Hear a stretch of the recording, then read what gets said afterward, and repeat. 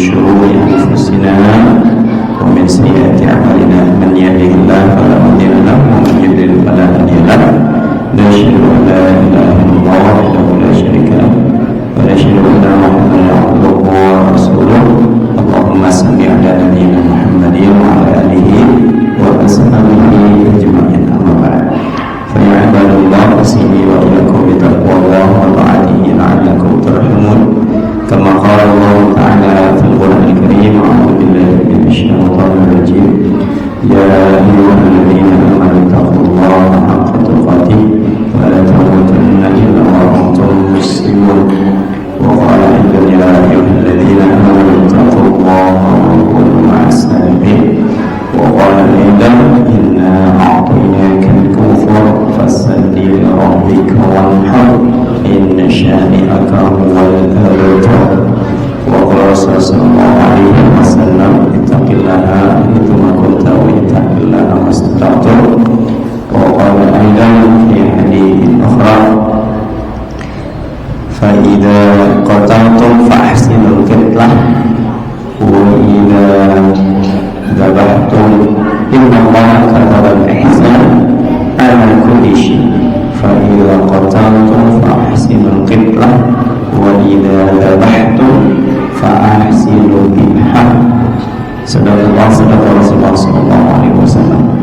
Bapak dan seluruhnya para jamaah rahimani wa rahimakumullah, bersyukur kepada Allah Subhanahu wa taala pada malam hari ini kita sudah ada di tanggal 2 atau 3 Zulqa'dah ya, 3 Zulqa'dah ya, atau Zulqa'idah 1446 Hijriah, yang artinya tinggal 1 bulan lebih sedikit kita akan masuk Idul Adha. Kalau masuk Zulhijjahnya berarti kurang dari 1 bulan ya, kurang 1 bulan kita akan masuk Zulhijjah. Kalau Zulqa'dah sendiri itu kalau secara bahasa artinya Zul itu artinya penguasa, Qa'adah itu artinya duduk ya, artinya kalau kembali di masa lampau, orang Arab sejak masa lampau itu sekali lagi yang mungkin mengingatkan saja sudah mengetahui nama-nama bulan.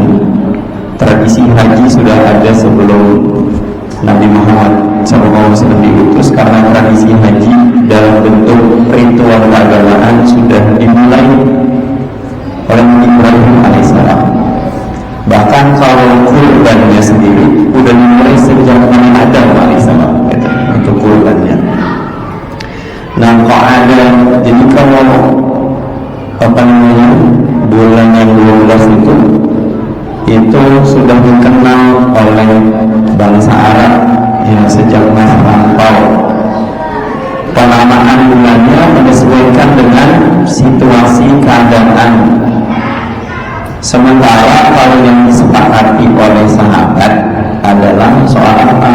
Soal kapan tahun pertama hijriahnya gitu. Sementara kalau Zulqa'dah sendiri kita ya, karena kita belum masuk Zulqa'dah artinya penguasa duduk. Nah, di bulan Zulqa'dah ini Zulqa'dah termasuk Asyhurul Hurum, termasuk salah satu bulan haram, ya kan? Karena bulan haram itu kan ada 4. Apa aja Pak? Yang 3 berturut-turut apa itu? Ini Zulqa'dah, Zulhijjah, satu lagi Muharram, satu lagi apa? Yang misah sendiri, Rajab ya. Nah, yang Zulqa'dah, Zulhijjah, Muharram dan Rajab ya, yang disebut dengan minna arba'atun hurum, yang thalathun mutawawwatun. Dari 12 bulan ada 4 bulan haram, dari 4 bulan haram 3 bulan berturut-turut yang tadi kita sebutkan. Zulqa'dah termasuk bulan haram. Nah, dengan Zulqa'dah ini orang Arab itu semua duduk di rumahnya masing-masing, duduk tidak melakukan aktivitas apapun, apalagi berperang karena berperang haram, ditambah menyambut bulan haji. Mereka istirahat yang lebih bekal karena akan masuk bulan haji. Nah, di bulan haji itu ada aktivitas pelaksanaan ibadah haji, ada hari Arafah, puasa Arafah, ada kurban, ada sholat Idul Adha, ada kurban.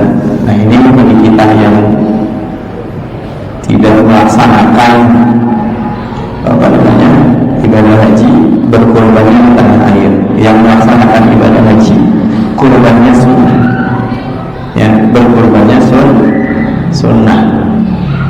Sedangkan kalau melanggar, orang yang haji melanggar daya redamnya wajib, itu dengan membeli seekor hewan kurban. Disembelihnya di mana? Di Mina. Sementara kalau kurbannya lebih utama sebenarnya disembelih di tempat melaksanakan sholat, gitu. Itu di tempat lain tidak terlarang disembelih di tempat lain, gitu. Ya. Nah, yang kita bahas adalah soal kurban yang disampaikan. Ini ada kombinasi fatwa tarjih tentang berbagai macam persoalan dalam ibadah kurban.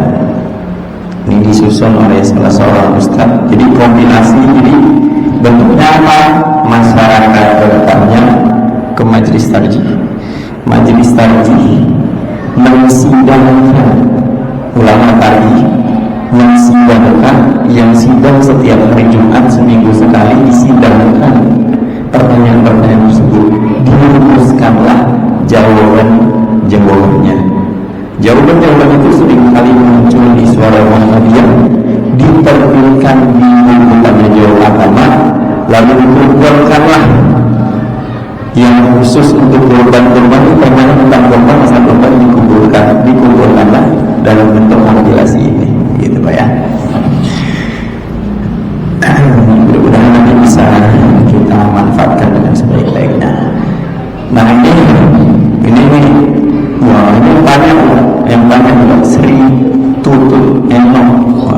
Di mana di Nederland pakai email di zaman dulu udah lama. Kebaca gak nih? Kagak, gede lah. Enggak juga.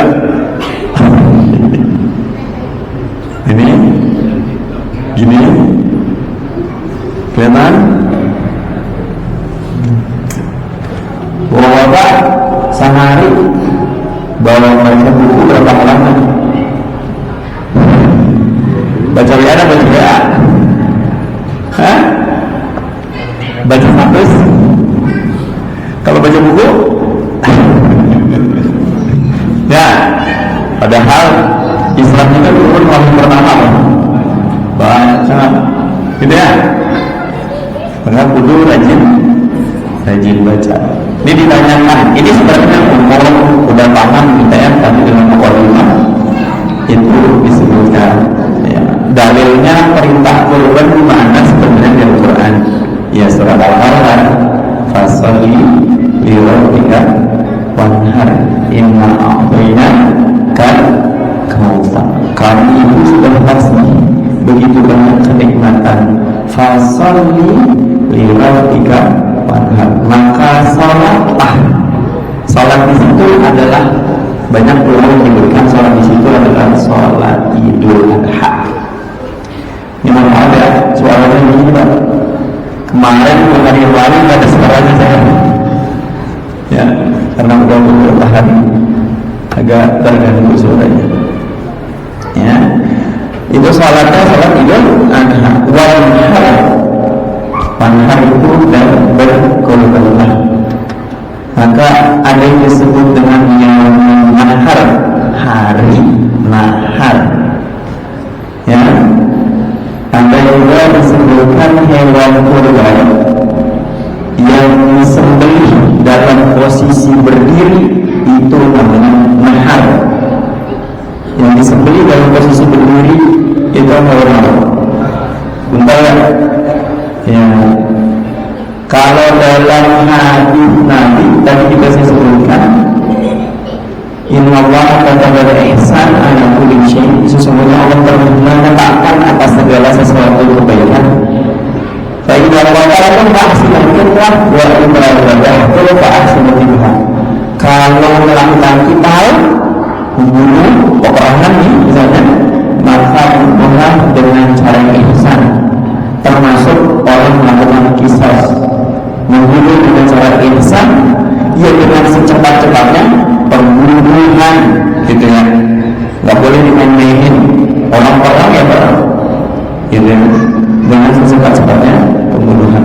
Wa iya kalau hendak membeli hewan kurban, fa'ahsinu dzibhah, maka sembelihlah dengan sebaik-baiknya sembelihan. Zabah itu menyembelih hewan kurban dengan cara dibaringkan, ya, seperti sapi kemudian kambing itu kan dibaringkan begitu. Sembelihlah dengan sebaik-baik sembelihan. Ini juga dalam surat Al-Hajj ayat 34-35. Wa likulli ummatin ja'alna mansaka, dan dari tiap-tiap umat itu juga kami syariatkan penyembelihan hewan kurban. Lihat urus Allah, untuk menyebut nama asma Allah Subhanahu wa taala, ala ma razaqahum, atas apa yang telah kami rezekikan kepada mereka, min bahimatil an'am, dari binatang ternak, bahimatil an'am. Kalau ternak itu disebut bahimatil an'am. Nanti bahimatil an'am itu tak boleh binatang ternak sembarangan. Misalnya, mohon maaf, duit udah cukup buat beli kambing, tapi karena rasa dia beribuan ayam, dibeli ayam apa? Nggak bisa. Itu nggak bisa. Kalaupun ada fatwa ulama menyebutkan orang yang nggak sanggup kurban seekor kambing, nggak sanggup ini karena rezeki nggak mampu, paling tidak membeli ayam, paling tidak. Tapi itu tidak dalam bentuk sebagai pengganti apa? Pengganti kambing. Jadi tak boleh sudah cukup duit, ya yang dibeli adalah minimal kambing, ya, unta, kemudian sapi atau yang semisal, ya. Unta aja ada yang disebut dengan golongan, ada bangun, ada golongan unta 27, ada unta banyak itu nama dimulainya bisa sampai untuk 10 orang, begitu ya. Ini saya kira secara umum sudah tahu ya. Walaupun ja'alna lakum min sya'airillah, ya. Ini unta juga disebut badanah, walbunna. Nah ini kami jadikan apa untuk kamu itu unta-unta, min sya'airillah, bagian dari syiar-syiar agama Allah. Sama Idul Adha, Udhiyah itu juga disebut sebagai nama dari binatang ternak yang disembelih pada hari kurban. Ini disebutkan oleh Abbas Al-Juhayni tentang apa yang disebut dengan hewan kurban. Maka udhiyah dia ismun minal ibli wal baqar wal ghanam. Apa sih udhiyah? Idul Adha itu sahabat sama udhiyah, dia adalah nama, satu nama dari apa? Dari unta, kambing, dan juga kambing bawah dan ghanam. Unta, kambing, dan sapi, begitu. Ini kebahnya. Nah ini berikutnya pertanyaan dari pare di Muhammad Azikin Idris, Sulawesi, penyembelihan hewan kurban dalam rangka ibadah haji. Nah ini yang tadi saya sebutkan ya. Ini ditanyakan, kami lihat tempat kami menanyakan dalam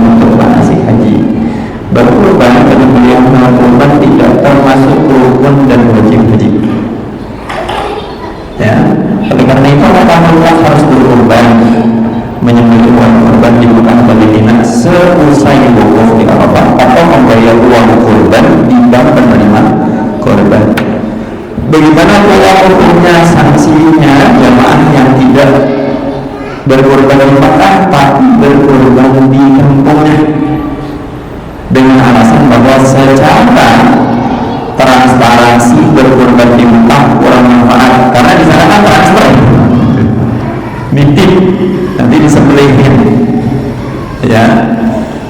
Sedangkan kurban yang dilaksanakan di kampung bermanfaat dinikmati oleh orang yang berkepentingan. Namun demikian manakah yang lebih afdal berkorban di Mekah atau di kampung halaman? Ini sebenarnya tadi sekilas sudah saya jawab ya. Jadi penyembelihan kurban dalam rangka ibadah haji dilakukan ada kalanya sebagai dam dan bukan sebagai dam. Jadi sebenarnya penyembelihan kurban itu sunnah, yang kalau disebut dam itu adalah wajib karena melanggar apa? Melanggar larangan berihram.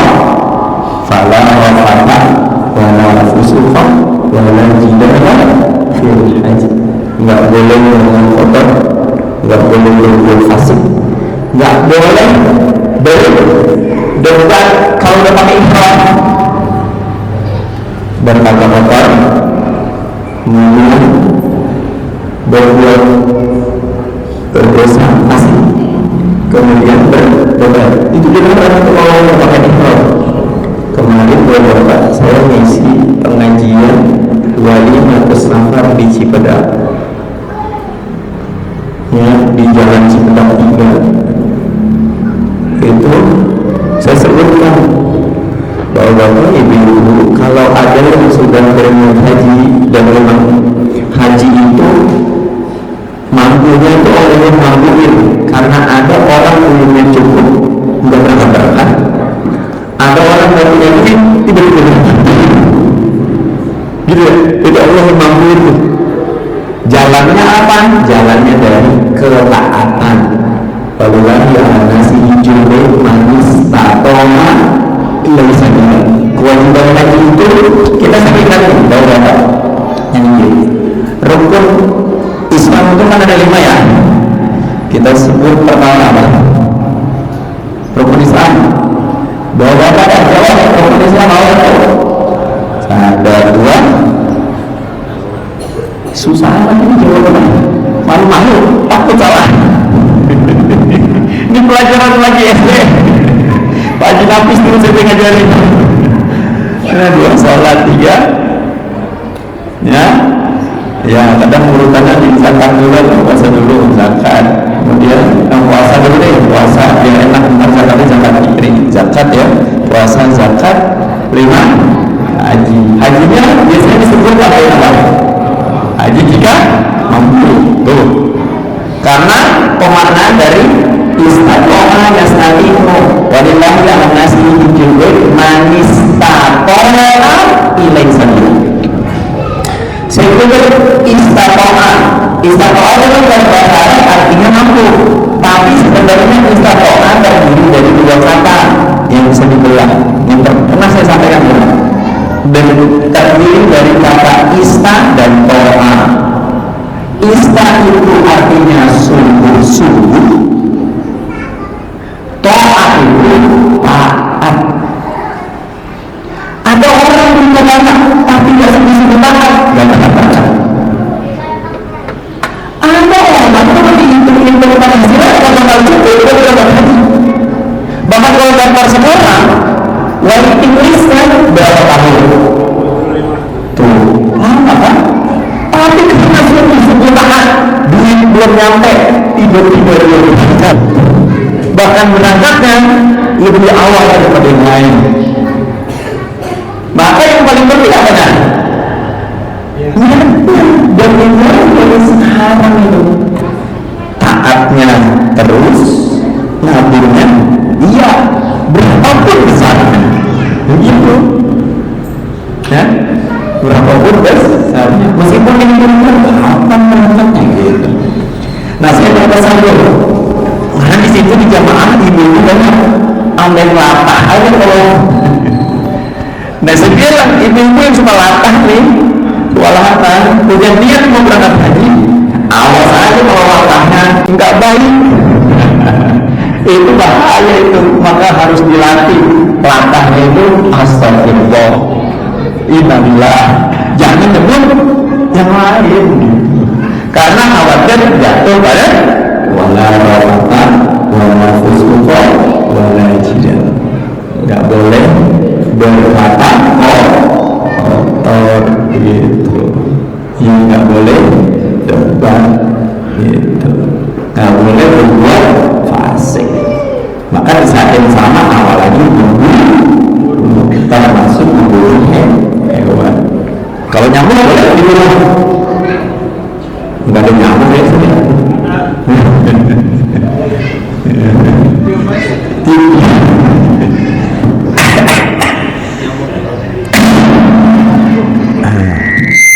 Waduh, ini soundnya gak enak juga nih ya. Ini yang disebut yang bayar uang kurban melalui bank yang biasa dilakukan jamaah haji Indonesia hanya merupakan jalan pintas agar jamaah haji dan seterusnya ya. An Rasulullah sallallahu alaihi wasallam qala nahartu hahuna wa minan wa kullahu manharun fanharu fi rihalihi likum. Ini kalau ini terkait dengan dam ya, jadi saya menyembelih hewan ternak ya di sini di Mina. Mina seluruhnya adalah tempat menyembelih hewan ternak, jadi boleh disembelih di situ.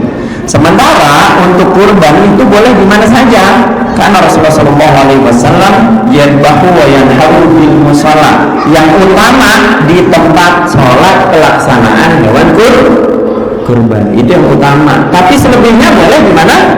Di mana saja. Sementara untuk dam itu disebutkan itu hanya boleh disembelih di Mina. Bayarnya lewat mana? Ya bayarnya bisa lewat transfer itu tadi, begitu. Nah ini juga mungkin ada beberapa pertanyaan, berkurban tapi belum akikah. Nah ini ya, ini pertanyaan dari saudara Muhammad Roni, guru agama Islam di Pekanbaru Riau.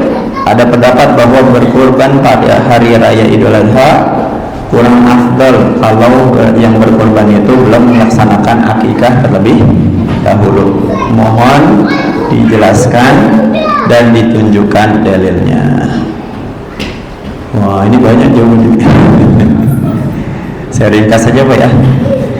Jadi kurban itu adalah ibadah ya Pak ya. Kurban itu adalah ibadah yang terikat waktunya ya. Dia nggak bisa berkurban itu di luar hari Idul Adha dan juga hari Tasyrik gitu ya. Sedangkan akikah bisa kapan saja ya. Jadi kurban ditentukan waktunya, akikah itu bisa kapan saja sesuai dengan kapan kelahirannya. Hanya saja yang perlu dipahami di sini ya. Ini ada kalimat yang penting di sini. Akikah itu memang tidak punya batas waktu, sebab jika mengacu pada hadis yang diriwayatkan oleh Bukhari dan Muslim dari Samurah bin Jundub, waktu pelaksanaan akikah pada hari ke-7 dari saat kelahiran anak. Memang ada hadis yang lain menyebutkan mengenai waktu pelaksanaan akikah selain hari ke-7. Tapi menurut majelis tarjih, hadis tersebut dinilai dhaif. Lalu kapan kewajiban akikah itu? Kapan anak itu disebut tergadai? Satu, orang tuanya mampu. Yang kedua, tergadai sampai hari ke-7. Ya, jadi hari ke-7 itulah yang harus disembelih untuk akikah. Tapi kalau orang tuanya nggak mampu nih bawa bapak, jadi yang wajib akikah itu orang tuanya, bukan anaknya. Jadi yang wajib akikah itu orang tuanya, bukan anaknya. Kalau orang tuanya nggak mampu, maka gugur kewajibannya, meskipun hari ke-7 udah tiba. Begitu, ya, bisa dipahami. Karena tadi hadisnya terkait dengan yang di luar hadis akikah itu hari ke-7, itu disebut hadisnya dhaif. Lalu bagaimana kalau seandainya kita pernah mengakikahkan diri kita, mengakikahkan anak kita yang udah gede? Ya udah, itu mah insya Allah ada pahalanya, tapi disebut sebagai infak. Begitu.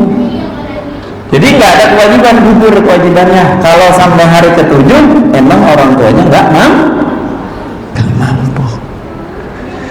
Lalu kemudian mana yang kemudian didahulukan? Ya, mana yang didahulukan? Lebih afdol kurban atau lebih afdol akikah? Kalau dilihat dari konteks waktunya, kalau sampai hari ke-7 kebetulan pas hari ke-7 barengan sama Idul Adha misalnya gitu, ya akikah aja. Tapi bisa nggak orang satu hewan, misalnya mohon maaf nih, kan laki-laki kalau akikah buat laki-laki 2 ekor kambing, wanita 1 ekor kambing ya. Bisa nggak misalnya kita niatkan jadi 2 niat sekaligus, akikah juga, korban juga dengan hewan yang sama? Nggak bisa, karena satu amal nggak bisa jadi dua niat. Akikah aja, kurban saja. Begitu.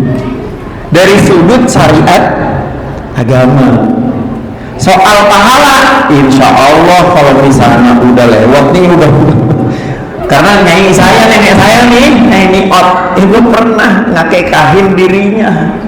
Umur berapa waktu itu Pak?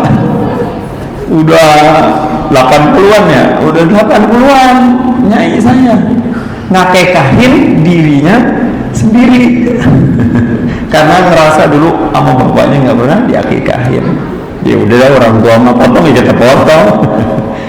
Ya udah, kemudian diterima pahalanya dalam bentuk infak gitu ya. Jadi kewajiban akikah itu sampai hari ke-7 ya. Ya, bahkan ini disebutkan dari sudut pandang ini udhiyah lebih afdol meskipun sahibul kurban belum melaksanakan tasyakuran karena kelahiran anaknya atau kelahirannya sendiri.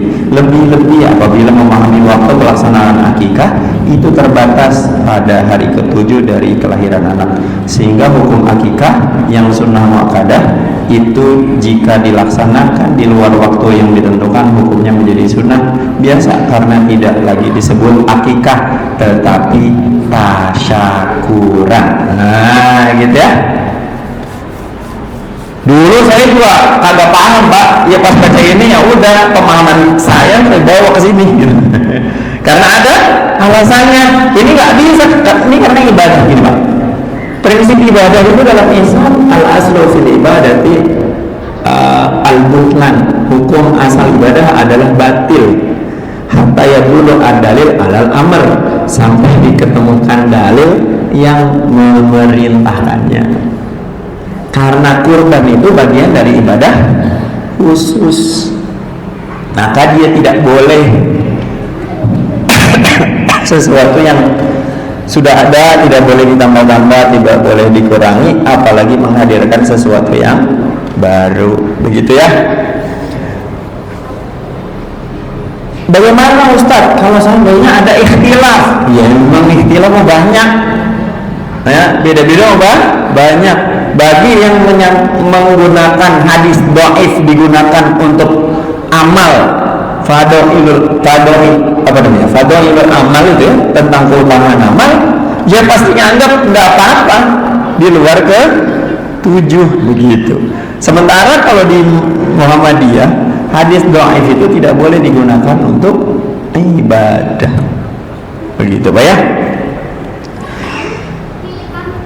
Kalau ini udah umum ya, kurban tidak disembelih sendiri. Kita udah paham karena Nabi pernah meminta Ali bin Abi Thalib untuk membantu menyembelihkannya.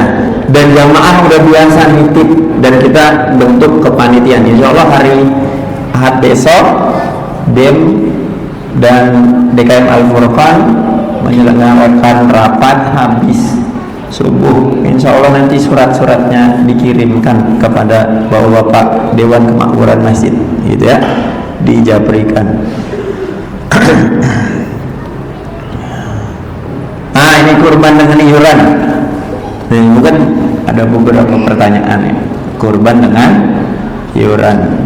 Di jamaah ranting Muhammadiyah kami mengadakan pemotongan hewan kurban pada setiap hari raya Idul Adha dengan cara 4 kelompok. Kelompok satu ekor sapi untuk 7 orang. Nggak ada masalah ya. Ini umum lah ya. Ini sesuai dengan hadis Nabi SAW. Kelompok 2, 1 ekor kambing untuk 1 orang bagi yang mampu. Ini juga kita udah paham. Kelompok 3, 1 ekor sapi untuk 14 orang. Nah, ini kan jadi pertanyaan ya, mungkin ya 14 orang. Bahkan di kita, mungkin juga pernah saya sampaikan, ada satu sekolah murid-murid iuran. Ya, iuran, akhirnya dari iuran nabung kurban kekumpul bisa beli seekor sapi. Lalu kurban atas nama anak-anak. Anak-anak jumlahnya misalnya 200-300 orang gitu kan. Ya. Itu ada. Atau ada juga misalnya kurban atas nama perusahaan. Dapat untung margin gede kurban itu, tapi atas nama perusahaan. Wah, gitu ya. Padahal itu perusahaan benda mati kan? Ya kan? Perusahaan benda mati kan? Ya, padahal yang syariat itu melekat pada perusahaan apa pada pemilik perusahaan? Melekat pada perusahaan apa pada pengelola perusahaan? Pengelola perusahaan, gitu ya. Yang kelompok 4, iuran anggota jamaah semampunya untuk membeli 1 ekor kambing. Nah, gitu ya. Ini juga nggak masalah ya. Ini masalah ya, iuran anggota jamaah semampunya untuk membeli iuran jamaah semampunya untuk, jadi iuran, jadi ada beberapa jamaah kemudian iuran. Untuk kelompok 3 dan 4 dari anggota jamaah punya alasan. 1, untuk mendidik dan melatih berkorban. Yang kedua, untuk solidaritas dan pemerataan bagi umat Islam dari jamaah sendiri dan umum. Yang ketiga, untuk peningkatan jumlah hewan kurban di setiap tahunnya. Ya, harapannya hewan kurbannya nambah gitu, karena dengan iuran. Ya, dengan iuran. Untuk nomor 1 dan 2 sudah jelas hukumnya. Namun nomor 3 dan 4 belum jelas dasarnya, mohon keterangan. Begitu ya. Bapak-bapak dan ibu-ibu yang rahmat Allah Subhanahu wa taala. Nomor 1 dan 2 sudah selesai ya. Untuk nomor 3 dan 4 itu langsung disebut oleh majelis tarjih. Namanya bukan kurban, melainkan infak. Nah, gitu. Ya. Kalau meskipun kalau saya sering kali ya bahasa halus tuh belajar kurban yang bukan kurban gitu. Kayak sekolah tadi. Belajar kurban. Dia berkurban dengan setiap uang yang dia kumpulkan. Belajar. Tapi tidak disebut kurban.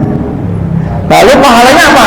Pahala infak, gitu. Bukan pahala kurban, gitu ya. Nah, kemudian dan hendaknya saudara jelaskan kepada mereka bahwa infak itu sangat besar pahalanya. Oh, besar juga pahalanya. Kurban besar, infak juga besar. Karena sesuai dengan kemampuan masing-masing kan?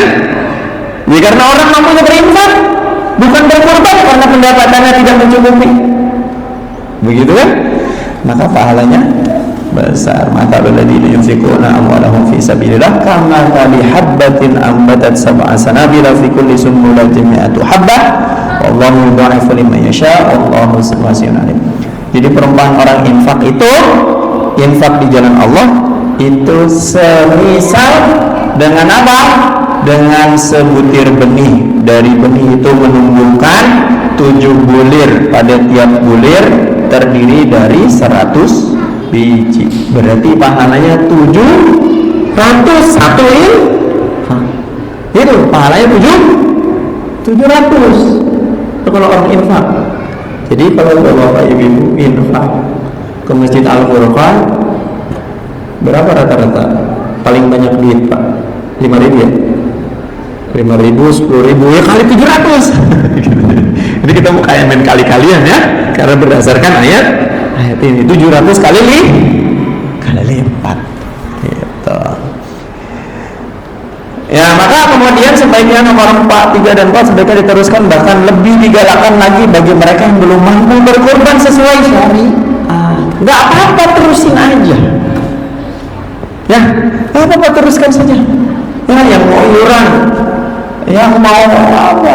Ya paling enggak mensyiarkan, gitu ya, mensyiarkan apa yang kemudian dilaksanakan oleh umat Islam, boleh aja, silahkan, tapi tidak disebut sebagai kurban, tapi disebut sebagai infak, karena ketentuannya jelas. Maksimal aja itu unta yang besar, yang maksimal sampai 10. Sementara selebihnya yang lain 1 kambing untuk 1 orang. Mungkin nanti nyambung dengan ini kurban dengan cara arisan. Boleh nggak menurut bapak dan ibu? Kurban pakai arisan. Ini Jati Seeng, Ciledug, Cirebon, Jawa Barat. Ya, dia kerja di Dinas Perkebunan Kabupaten, telah dibentuk tim kerohanian.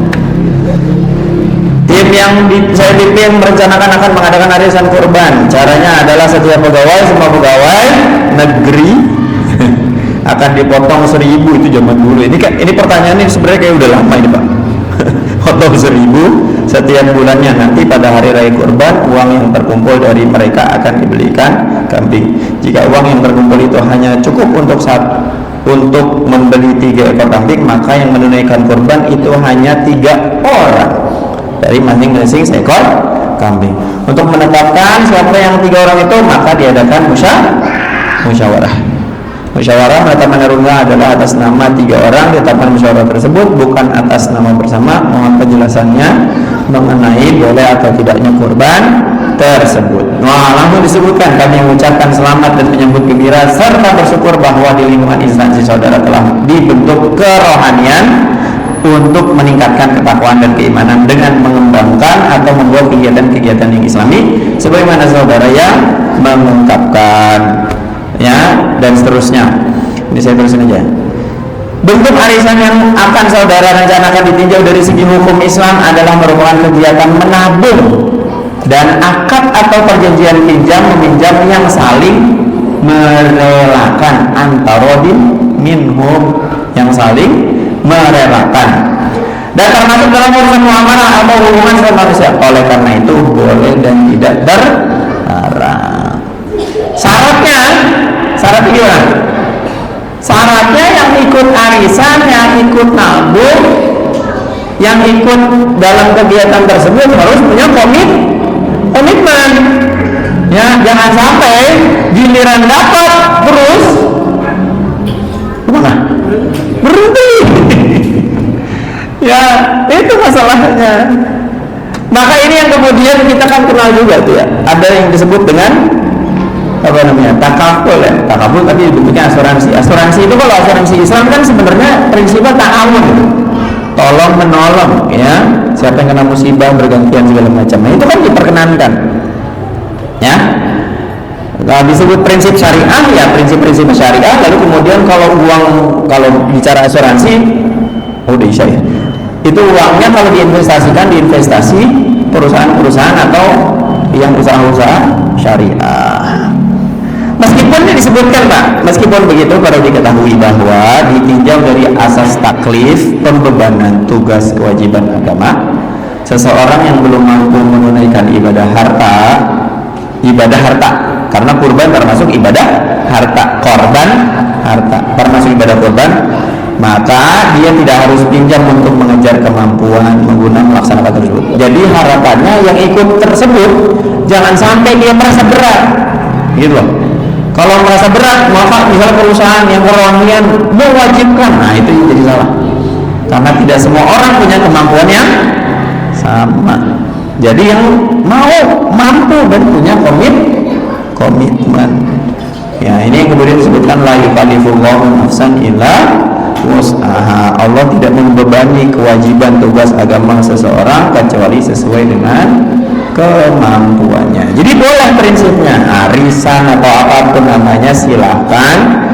Ya sebenarnya kita mau ini Pak, Al-Furqan itu pengen bikin tabungan kurban. Ya rencananya gitu Pak.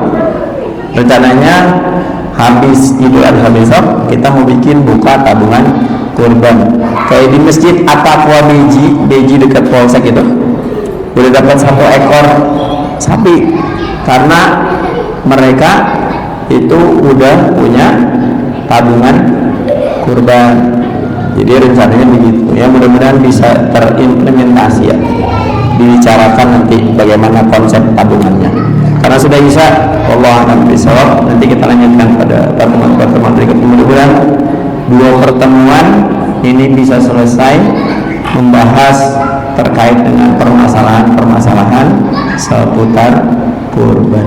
Wallahu a'lam bishawab. Nasrul minallah wa kum qarib wa syirul minin. Assalamualaikum warahmatullahi wabarakatuh.